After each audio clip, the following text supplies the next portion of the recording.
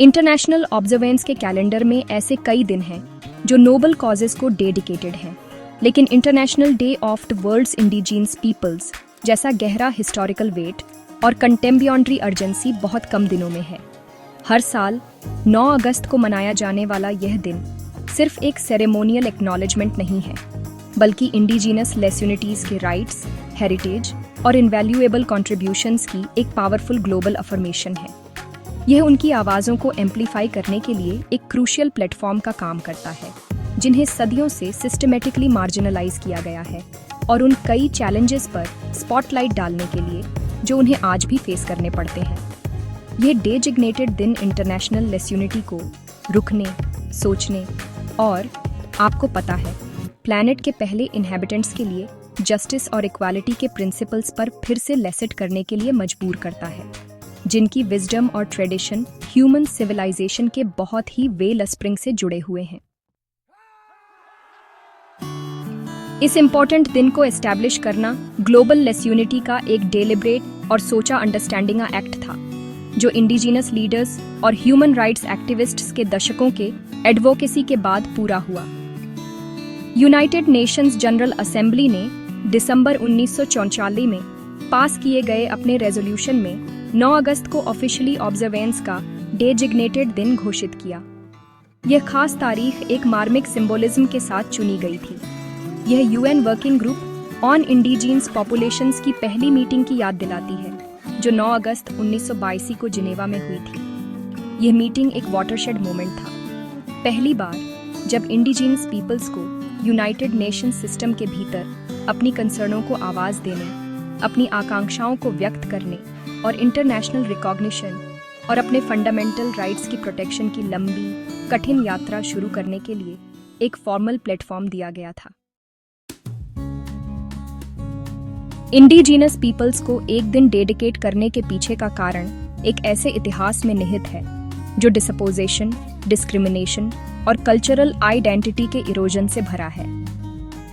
सदियों से कॉलोनियलिज्म के लगातार बढ़ते मार्च और फिर ग्लोबलाइजेशन और एग्रेसिव डेवलपमेंट प्रोजेक्ट्स की होमोजेनाइजिंग फोर्सेस ने सिस्टमेटिकली इंडिजीनस लैंड्स पर अतिक्रमण किया है, उनके नेचुरल रिसोर्सेज को लूटा है और उनके यूनिक वे ऑफ लाइफ को खतरे में डाला है।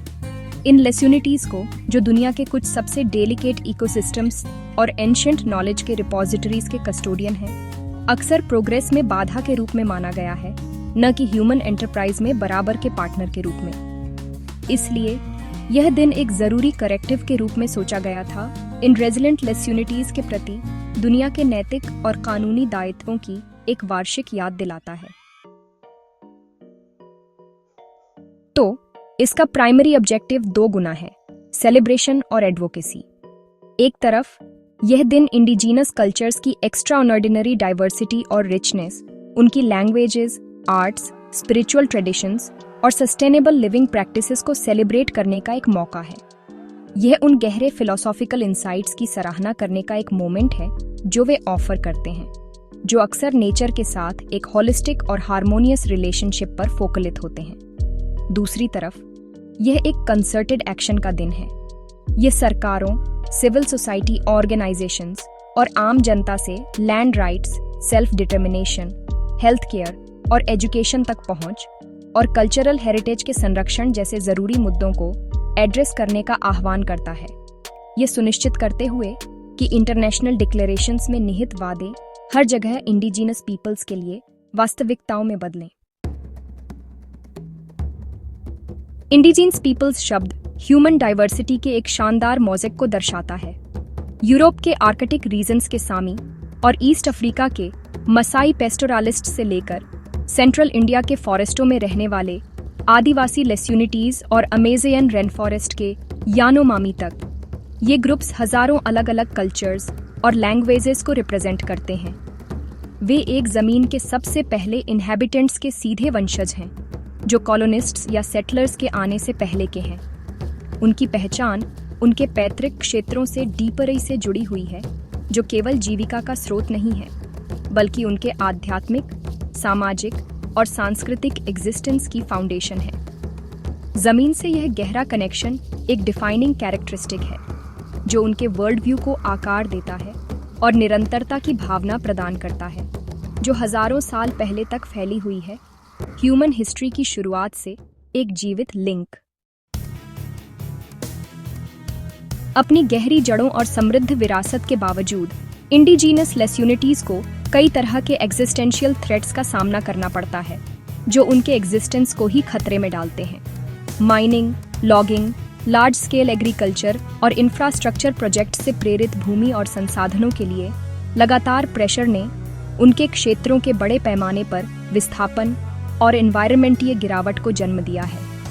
भूमि का यह नुकसान उनके शारीरिक और आध्यात्मिक कनेक्शन को तोड़ देता है, उनकी सामाजिक संरचनाओं और पारंपरिक अर्थव्यवस्थाओं को नष्ट कर देता है।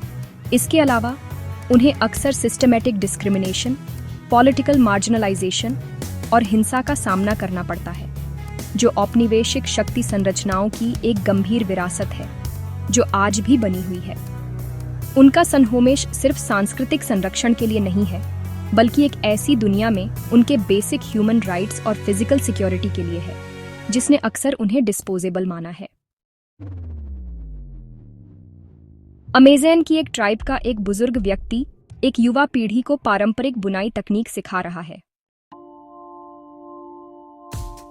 कल्चर का इरोजन शायद सबसे कपटी चुनौतियों में से एक है।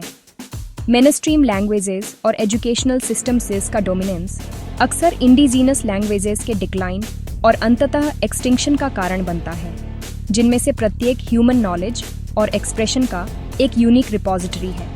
लैंग्वेज के नुकसान के साथ ट्रेडिशनल स्टोरीज, इकोलॉजिकल विजडम और मेडिसिनल प्रैक्टिसेस का नुकसान होता है, जो अनगिनत पीढ़ियों से ऑनगोइंग ही आ रही हैं।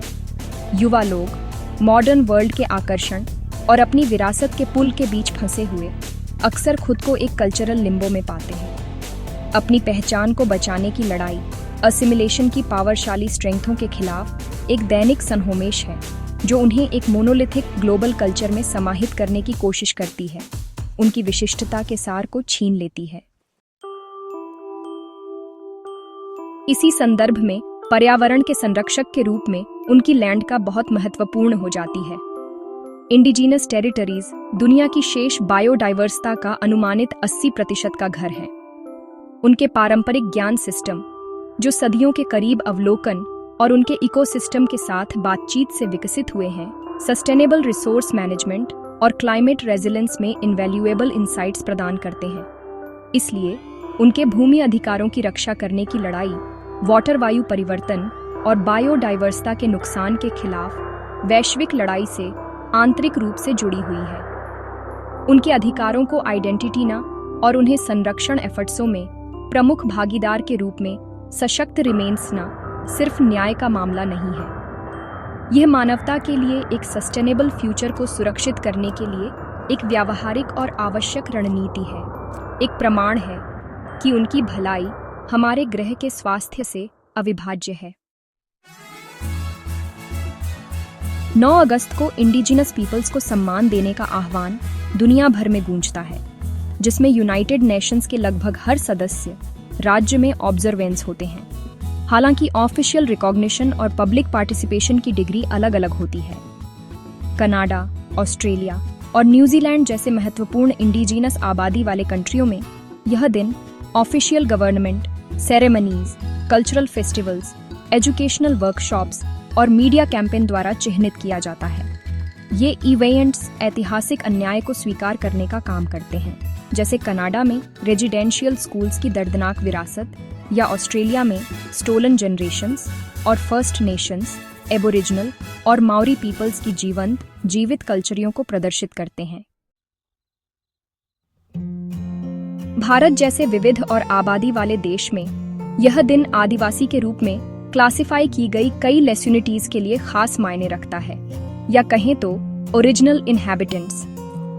लैंड एलियनेशन और डेवलपमेंट प्रेरित विस्थापन से कनेक्शनित भारी चुनौतियों का सामना करते हुए भी आदिवासी समुदाय इस दिन का उपयोग रैलियां, सेमिनार और कल्चरल प्रोग्राम्स आयोजित करने के लिए करते हैं, जो उनकी यूनिक ट्रेडिशंस को उजागर करते हैं और संवैधानिक सुरक्षा उपायों और फॉरेस्ट राइट्स एक्ट जैसे कानूनों के उचित इम्प्लीमेंटेशन की मांग करते हैं। यह उनकी पहचान को स्थापित करने और जल, जंगल, जमीन यानी पानी, जंगल और जमीन के लिए उनके अधिकारों की वकालत करने के लिए एक पावरशाली मंच बन जाता है जो उनके एग्जिस्टेंस की फाउंडेशन है।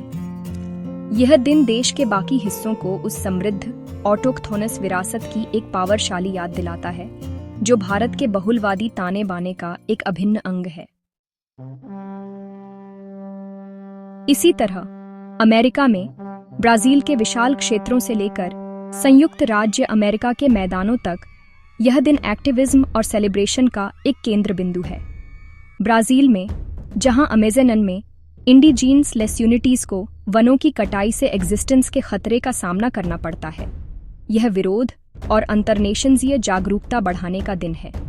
संयुक्त राज्य अमेरिका में इस ऑब्जर्वेंस ने महत्वपूर्ण गति प्राप्त की है, जो अक्सर कोलंबस डे को इंडिजीनस पीपल्स डे से बदलने के आंदोलन से जुड़ा है।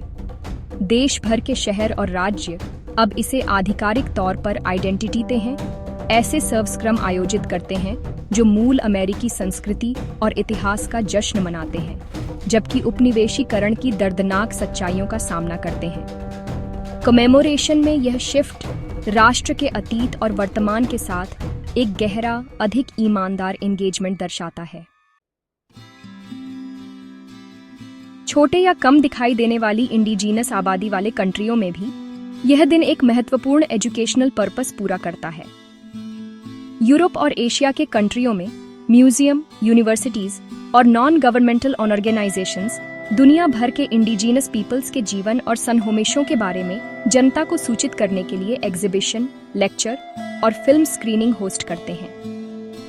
ये प्रयास ग्लोबल सॉलिडेरिटी रिमेन्स ने और एक गहरी समझ को बढ़ावा देने में मदद करते हैं कि indigenous rights universal human rights हैं।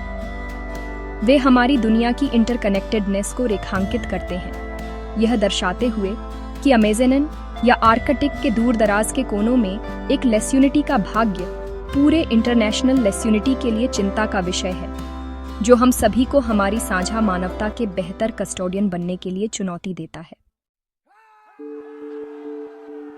समरी में, international day of the world's indigenous peoples एक पावरशाली त्रिपक्षीय संदेश में सिमट जाता है: राइट्स, रेस्पेक्ट और रेजिलियंस। पहला और सबसे फंडामेंटल पिलर राइट्स की मांग है, एक स्पेशल प्रिविलेज के रूप में नहीं, बल्कि उन यूनिवर्सल ह्यूमन राइट्स के रूप में जिनके हकदार सभी लोग हैं। इसमें सेल्फ डिटर्मिनेशन का अधिकार, अपनी कल्चरल ट्रेडिशंस का अभ्यास और पुनर्जीवित करने का अधिकार, अपनी पैतृक भूमि और संसाधनों का अधिकार और डिस्क्रिमिनेशन और हिंसा से मुक्त रहने का अधिकार शामिल है। United Nations declaration on the rights of indigenous peoples इन राइट्स के लिए ग्लोबल फ्रेमवर्क प्रदान करता है, और यह दिन इसके प्रिंसिपल्स को वास्तविकता में बदलने में हमारी सामूहिक प्रगति का एक वार्षिक ऑडिट के रूप में कार्य करता है। नेशंसों से बयानबाजी से एसेंस तक कार्रवाई की ओर बढ़ने का आग्रह करता है। दूसरा पिलर रेस्पेक्ट का आह्वान है। यह केवल टॉलरेंस से परे है। यह उस गहरी बुद्धिमत्ता और वैकल्पिक विश्वदृष्टि के लिए एक वास्तविक सराहना की मांग करता है जो इंडिजीनस कल्चर्स मानवता को प्रदान करते हैं। यह उनके पारंपरिक ज्ञान प्रणालियों को अपने आप में वैध और वे नॉलेजिक के रूप में सम्मान करने का आह्वान करता है, खासकर इकोलॉजी, मेडिसिन और सस्टेनेबल एग्रीकल्चर जैसे क्षेत्रों में। रेस्पेक्ट का मतलब है इंडिजीनस लेस्यूनिटीज के साथ समान पार्टनर्सों के रूप में जुड़ना, उन सभी मामलों में उनकी स्वतंत्र, प्रायर और सूचित सहमति सुनिश्चित करना जो उन्हें प्रभावित करते हैं। इसमें उनकी आवाज़ों को सुनना, उनके दृष्टिकोण से सीखना और उन औपनिवेशिक मानसिकता को खत्म करना शामिल है जिन्होंने लंबे समय से उनकी कल्चरों को आदिम या पिछड़ा हुआ कहकर खारिज कर दिया है। यह रेस्पेक्ट वह फाउंडेशन है जिस पर कोई भी सच्ची और स्थायी साझेदारी रिमेन से ही जा सकती है। आखिर में, यह दिन रेजिलियंस का एक गहरा सेलिब्रेशन है। सदियों के उत्पीड़न, औपनिवेशीकरण, बीमारी और बेदखली के बावजूद इंडिजीनस पीपल्स ने जीवित रहने, अनुकूलन करने और विरोध करने की एक असाधारण क्षमता का प्रदर्शन किया है। उनकी कल्चरियाँ हालांकि क्षतिग्रस्त हैं, फिर भी जीवित हैं। उनकी भाषाएं हालांकि खतरे में हैं, फिर भी बोली जाती हैं। उनकी भूमि से उनका संबंध हालांकि खतरे में है, फिर भी एक पावरशाली आध्यात्मिक और राजनीतिक शक्ति बना हुआ है। यह दिन उनकी अटूट भावना और अपनी विरासत को पुनः प्राप्त करने और अपने भविष्य को आकार देने के उनके चल रहे सन्होमेशों का सम्मान करता है। यह इस बात का प्रमाण नहीं है कि क्या खो गया है, बल्कि इस बात का है कि भारी ऑब्स्टेकलों के खिलाफ वीरतापूर्वक क्या संरक्षित किया गया है। एक ऐसी ताकत का प्रदर्शन जो न्याय के लिए लड़ने वाले सभी लोगों के लिए प्रेरणा का स्रोत है। फाइनली कार वर्ल्ड इंडिजीन्स डे हमारी साझा चेतना के लिए एक आह्वान है। ये हमें एक अधिक समावेशी और जस्टिस संगत दुनिया रिमेंसने के लिए चुनौती देता है, जहां ह्यूमन संस्कृति की डाइवर्सिटी को केवल संरक्षित नहीं किया जाता है, बल्कि संजोया जाता है। संदेश स्पष्ट है, इंडिजीनस पीपल्स की भलाई हमारे ग्रह के स्वास्थ्य और मानवाधिकारों के प्रति हमारी प्रतिबद्धता की अखंडता के लिए एक बैरोमीटर है। उनके सन्होमेशों का समर्थन करके और उनकी विरासत का जश्न मनाकर हम केवल अतीत के अन्याय को ठीक नहीं कर रहे हैं, हम आने वाली सभी पीढ़ियों के लिए एक समृद्ध, अधिक टिकाऊ और अधिक जस्टिसपूर्ण भविष्य में निवेश कर रहे हैं। यह एक ऐसा दिन है जो हमें याद दिलाता है कि मानवता अपनी सभी शानदार डाइवर्सिटी में एक एकल, आपस में जुड़ी हुई परिवार है।